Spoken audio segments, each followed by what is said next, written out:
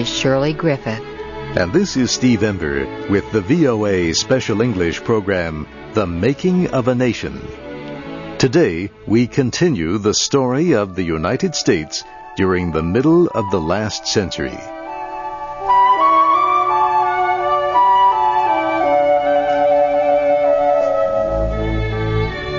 Franklin Pierce was elected president in 1852. He was 48 years old, one of America's youngest presidents. Pierce was the compromise candidate of the Democratic Party. He won the nomination on the 49th ballot at the party's convention. He then won a large victory over the candidate of the Whig Party, General Winfield Scott, in the general election. One of Pierce's friends, writer Nathaniel Hawthorne, helped him with his campaign. Franklin Pierce was from the northeastern state of New Hampshire. He was a lawyer and former state lawmaker. He also had served in the United States Senate and House of Representatives.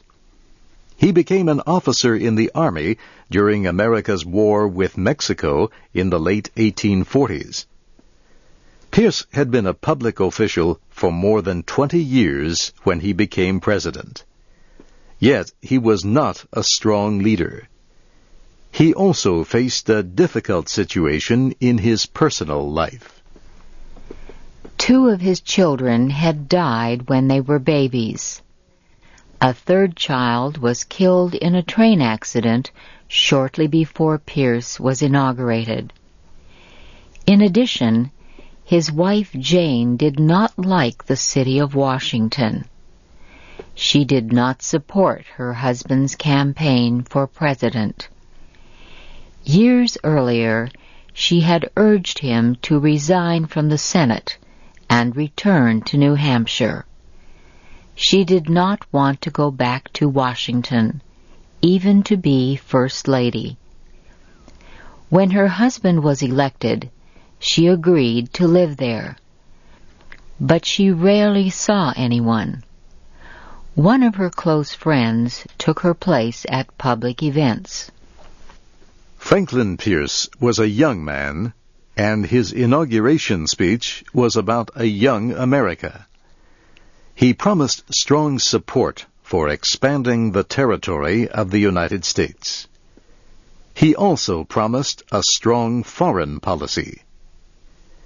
In his foreign policy, President Pierce successfully negotiated with Britain to gain American fishing rights along the coast of Canada.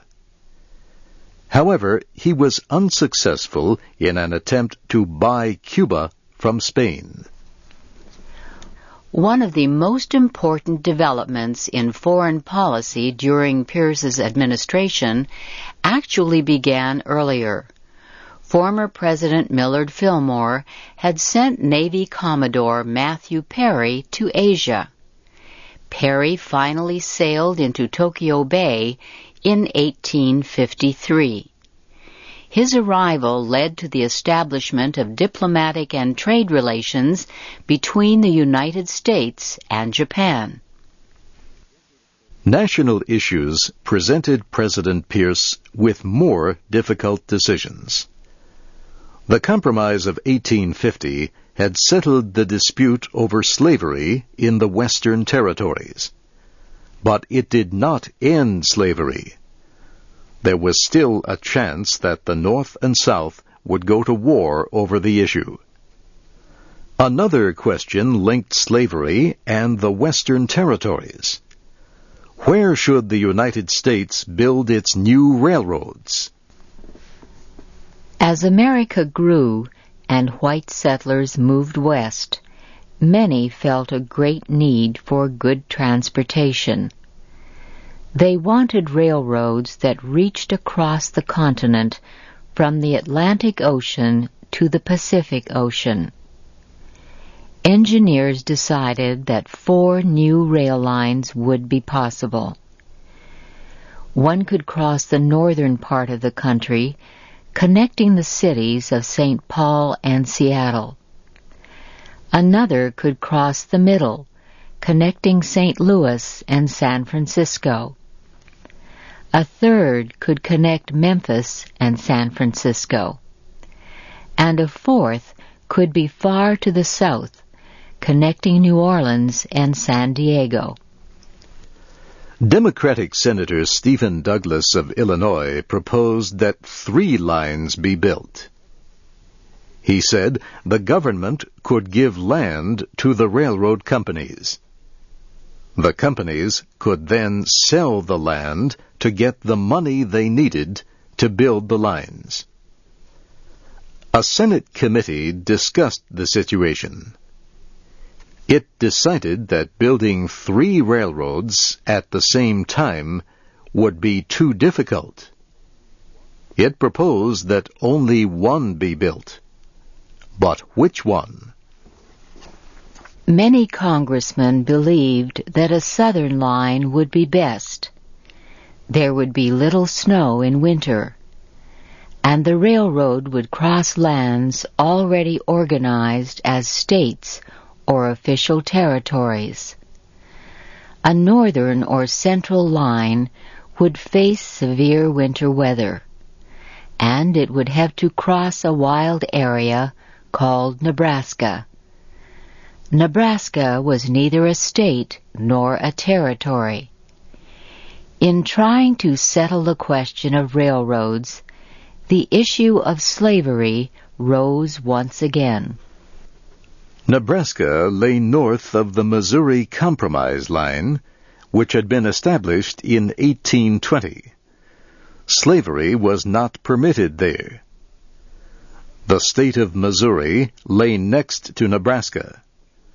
Missouri was a slave state. Slaveholders in Missouri did not want the Nebraska area to become a free territory. They were afraid their slaves would flee to it. They felt threatened by the free states and free territories all around them. For years, congressmen from Missouri had defeated all attempts to make Nebraska an official territory. When Congress met in 1853, it considered a new bill on Nebraska. Instead of creating one large territory, the bill would create 2. The northern part would be called the Nebraska Territory.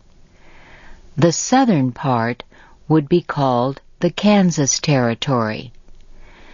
The proposal to split them was called the Kansas-Nebraska Bill. The bill did not clearly say if slavery would be legal or illegal in the 2 new territories. The purpose of the Kansas-Nebraska Bill reportedly was to settle differences among opposing railroad interests in the area. Yet many Americans believed the real purpose was to permit the spread of slavery. A group of anti-slavery senators denounced the bill. They said it was part of a Southern plan to spread slavery wherever possible. They also said it was being used by Senator Stephen Douglas for political purposes. They said he was trying to gain Southern support for himself in the next presidential election. When the Senate began debate on the Kansas-Nebraska bill, Stephen Douglas was the first to defend it. Douglas said the bill would give people in the Kansas and Nebraska territories the right to decide if slavery would be permitted. He said the same right had been given to people in New Mexico and Utah by the Compromise of 1850. And he said that same right was meant for people of all future territories. In the past, he noted, the national government had tried to divide free states from slave states by a line across a map. He said a geographical line was not the answer. He said the people of a state or territory had the right to decide for themselves. Douglass argued that the Compromise of 1850 took the place of the earlier Missouri Compromise of 1820. The new Kansas-Nebraska bill, he said, simply recognized the fact that the Missouri Compromise was dead. Opponents of the Kansas-Nebraska bill quickly rejected the senator's argument. They said Douglass was not honest in his statements about the 1850 Compromise. True, they said, the Compromise gave the people of Utah and New Mexico the right to decide about slavery. But they said it did not give that right to the people of all future territories. Opposition to the Kansas-Nebraska bill was extremely strong in the northern United States. In city after city, big public meetings were held. Businessmen organized many of the meetings. They were angry at Senator Douglass because he had reopened the dispute about slavery. They feared that the dispute would hurt the economy. Northern churchmen also united against the Kansas-Nebraska bill. Thousands signed protests and sent them to Congress. Senator Douglass criticized the churchmen. He said they should stay out of politics. In the southern United States, the Kansas-Nebraska bill caused little excitement. Most Southerners were not greatly interested in it. They believed it might help the cause of slavery. But they also believed it might lead to trouble. Senate debate on the bill continued for more than a month. Senator Stephen Douglas was sure it would be approved. We will continue the story of the Kansas-Nebraska bill and the administration of President Franklin Pierce next time.